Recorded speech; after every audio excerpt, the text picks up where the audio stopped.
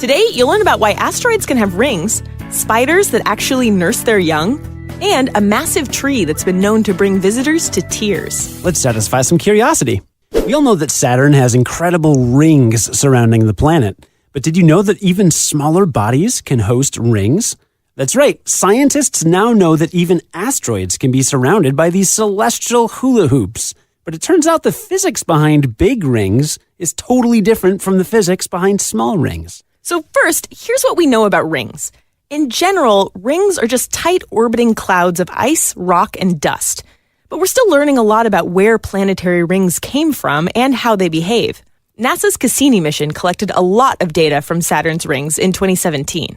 One thing we now know is that Saturn's rings are made up of debris of all sizes, from particles as small as a grain of sand to boulders as large as a whole mountain.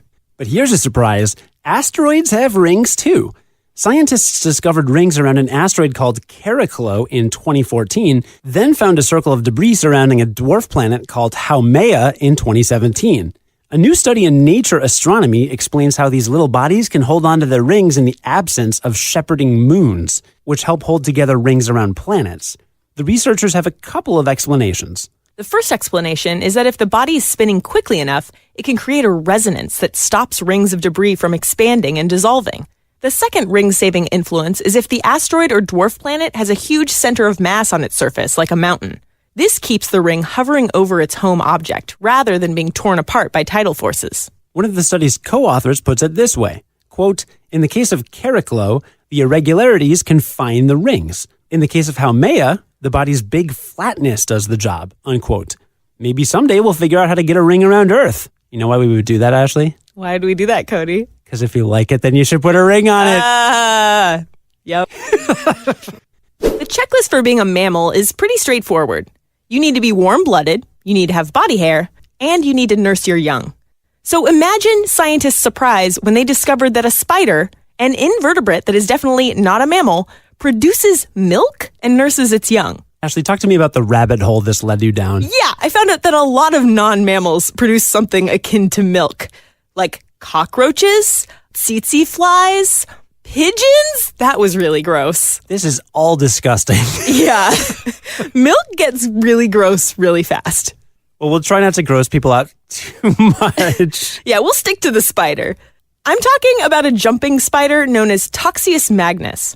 It looks less like a spider and more like an ant, and it doesn't really act like a spider either. Usually, once a spider hatches and gets strong enough to find its own food, it stakes out on its own as a lone hunter.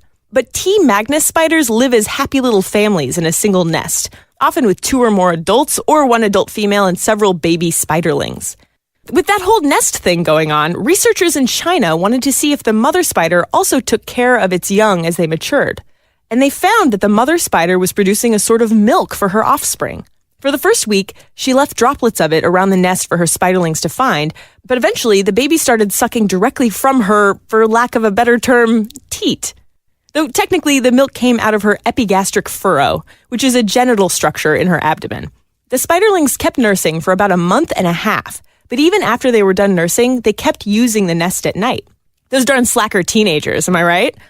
We found a few other non-mammals that make milk to feed their young, but according to the researchers, this jumping spider is the only invertebrate known so far to nurse its young like a mammal. They say it's a sign that scientists need to reevaluate how common this tendency is across the animal kingdom, both in invertebrates and other organisms.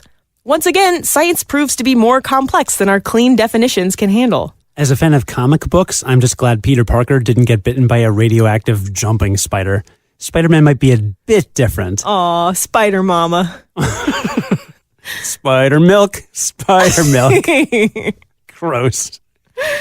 You may not like spiders, but I bet you like trees. Let's end with something beautiful. A tree called Tane Mahuta, nicknamed the Lord of the Forest. It's a massive tree known to bring visitors to tears. Now, Ashley, you grew up by the redwoods, so you're no stranger to tall trees. Yeah, there's no tree better than an old-growth redwood in my book. You can't convince me otherwise. These trees actually aren't as tall as redwoods, but they are big around. Yes. Like, you cannot hug around these trees. So this is like the New Zealand version of old-growth redwoods. Tane Mahuta is the largest kauri tree in the world. For some perspective, The coastal redwood trees here in the U.S. can grow to be around 300 feet or 90 meters tall, while kauri trees usually grow to about a third of that height. But again, they are wide. An average kauri tree is more than 16 feet or 5 meters around. But the Lord of the Forest, named after a Maori forest god, is a staggering 50 feet around and 148 feet tall. That's 16 meters around and 45 meters tall, which makes it about as tall as a 14-story building. It takes a long time for a tree to reach that height, and Tane Mahuta is estimated to be about 2,500 to 3,000 years old. That means it was a sapling when humans were first entering the Bronze Age. Besides their stunning appearance above ground, kauri trees set themselves apart with a uniquely shallow network of roots. Now, lots of very large trees nourish themselves on mineral deposits deep beneath the ground. But kauris extend thin tendrils along the surface, and they feed off of decomposing organic matter. They have deep peg roots to hold them down since they're so huge, and they don't gather any nutrients. Unfortunately, that feeding system also leaves the giants vulnerable. In recent years, the trees have been suffering from a new disease known as kauri dieback. It's caused by outside contaminants seeping into those shallow roots, sometimes by wandering mammals and sometimes on the soles of visiting hikers. That's why if you're going to visit Tane Mahuta, you actually need to hose off your shoes before you do so.